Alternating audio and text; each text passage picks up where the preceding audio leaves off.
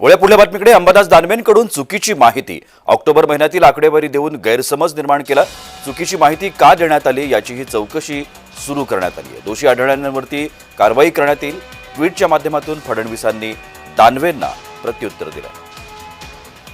आपण या सगळ्या संदर्भात अधिक माहिती घेण्याचा प्रयत्न करूया. शुभम उमाळे आमचे प्रतिनिधी नागपूरमधून आपल्यासोबत आहेत. शुभम, हा एक महत्त्वाचा मुद्दा आहे.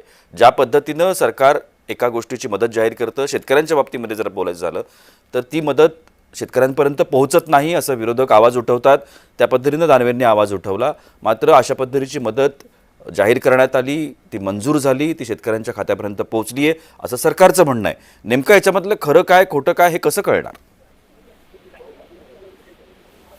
प्रशांत सर, खरं पाहायला गेलं तर अंबादास दानवे हे मुंबईमधून किंवा मग छत्रपती संभाजीनगर मधून जी अधिवेशन सुरू आहे सध्या हिवाळी अधिवेशन नागपूरमध्ये, त्या याच्यात सध्या त्यांच्याकडे पद नसल्यामुळे ते या ठिकाणी नाही आहेत. पण मात्र अंबादास दानवे जे आहेत त्यांनी सर्वात आधी महेंद्र दळवी यांचे काही व्हिडिओ जे आहेत पैशांसोबतचे ते व्हायरल केले आणि त्यानंतर त्यांनी ट्विट करत जे आहे देवेंद्र फडणवीस यांना काही प्रश्न विचारले होते. आणि अशामध्येच आता मुख्यमंत्री कार्यालयाकडनं म्हणजे अर्थातच सीएमओ महाराष्ट्र जे देवेंद्र फडणवीस यांचं ऑफिशियल ट्विट आहे त्यांच्याकडनं रिप्लाय जो आहे तो त्यांना उत्तर जे आहे ते मिळालं आहे. आणि त्यामध्ये ते म्हणत आहेत की 1 ऑक्टोबर महिन्यातील आकडेवारी देऊन निव्वळ गैरसमज निर्माण होत आहेत असं देखील सीएमओ कार्यालयाकडनं सांगण्यात येत आहे. आणि वितरित मदत 61,51,698 रुपये इतकी झालेली आहे असं देखील दाव्यासहित थेट उत्तर मुख्यमंत्री कार्यालयाने दिलेले आहे. आणि आतापर्यंत विशेष पॅकेजमधून 14,000 कोटींपेक्षा अधिकची रक्कम प्रत्यक्षात शेतकऱ्यांच्या खात्यात जमा झालेली आहे असं थेट उत्तर जे आहे ते सध्या मुख्यमंत्री कार्यालयाकडनं अंबादास दानवे यांच्या ट्विटवर देण्यात आलेलं आहे.